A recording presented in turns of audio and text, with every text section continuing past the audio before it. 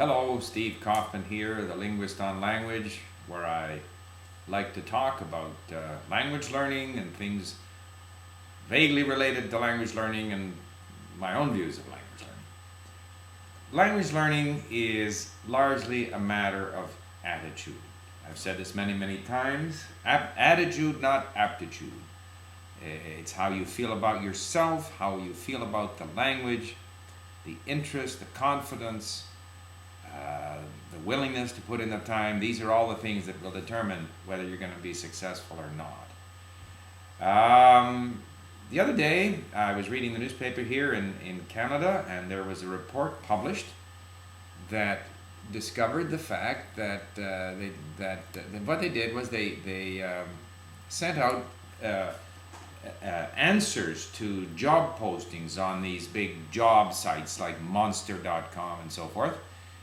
And what they did was they had four more or less similar applications. One of which where the applicant had an English sounding name like Mary Smith or John Williams. And the other three had either obviously Pakistani or Muslim names, Indian names, and Chinese names. But totally Chinese, not James Wong, but Wang Jiang or something. And what they discovered was that the applications that were from people with obviously English names got a 16% callback, whereas applications with these other names, foreign sounding names, got 11% callback.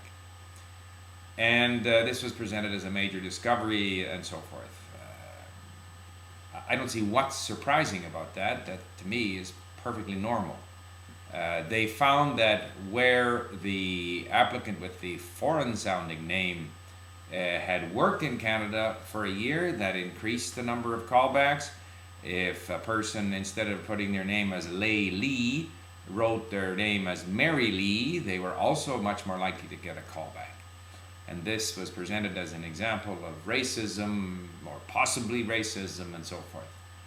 As someone who has been, I have hired many immigrants. In fact, at any given time, 30-40% of my workforce is immigrant. I have hired 3 people from the People's Republic of China. People from Japan, people from Taiwan worked with me for a long time. Romania, Russia, I can't think of them all. The ability to communicate is absolutely crucial. And I'm not talking about accents. I'm talking about the ability to communicate comfortably. Our employee from Taiwan had a very noticeable accent, but had no trouble communicating. We have an employee from Japan who I wouldn't say is a tremendous communicator, but she makes up for it in other ways. We had an employee from Romania who is a programmer. Very difficult, just difficult. And it is a delight. And we have had 2 employees from Russia. We had one from China who was impossible, and he was behind me starting up what subsequently became Link, because I realized that there are so many people like him. And so what we have in Canada over the last 6-10 years, our labor market has been flooded with immigrants who are looking for work, which is normal because we have a lot of immigrants who are in the sort of skilled worker category and whose English is not very good.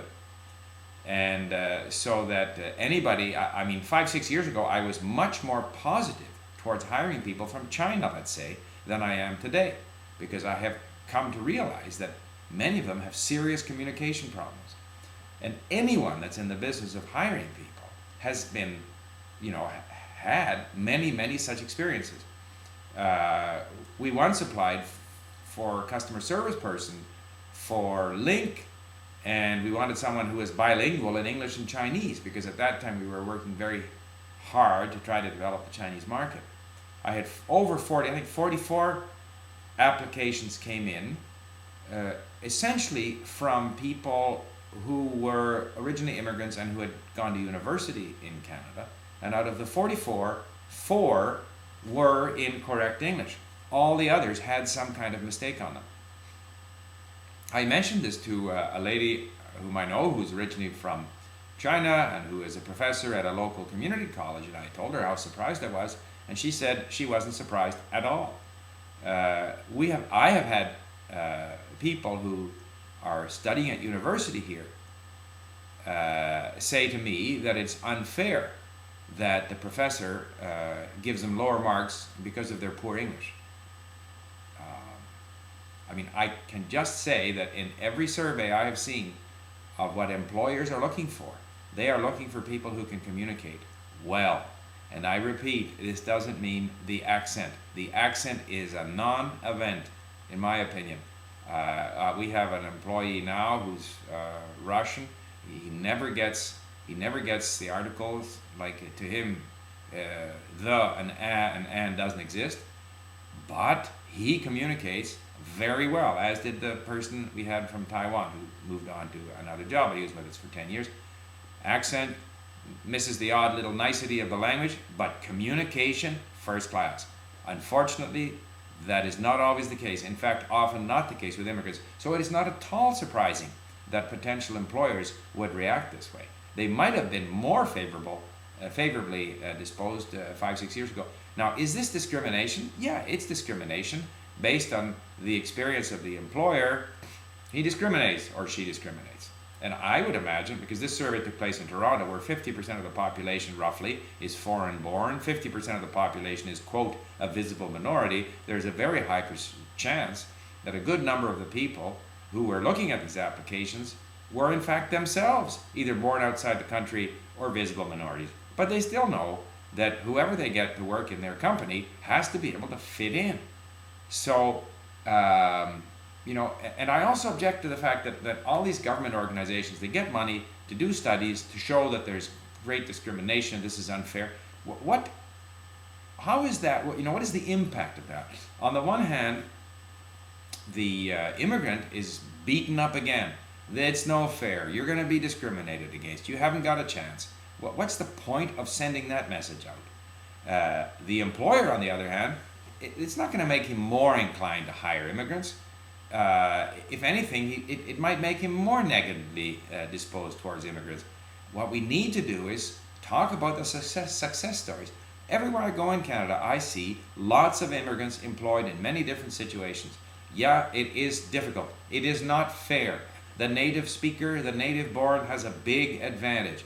Yes, the native speaker, native born, knows the culture, knows the language, has friends, connections, all of these things that you, the immigrant, don't have. Life is unfair.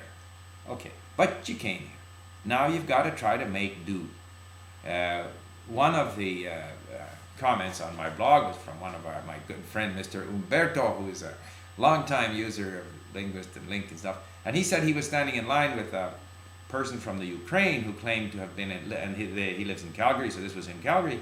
Lives in Calgary, has been there for 3 years and only got 6 job interviews. Well, that's just not possible in my opinion.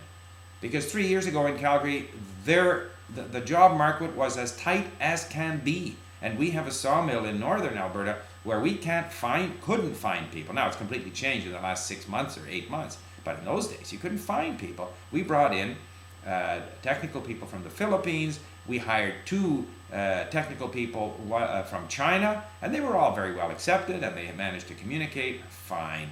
So all I'm saying is we shouldn't always be looking for examples of discrimination and racism and all this other stuff. People have genuine reasons for, and legitimate reasons. That's not to say that there aren't people out there with prejudices, and the people with prejudices are not limited to people in the mainstream economy. In fact, probably the mainstream employer is more open-minded than the ethnic employer.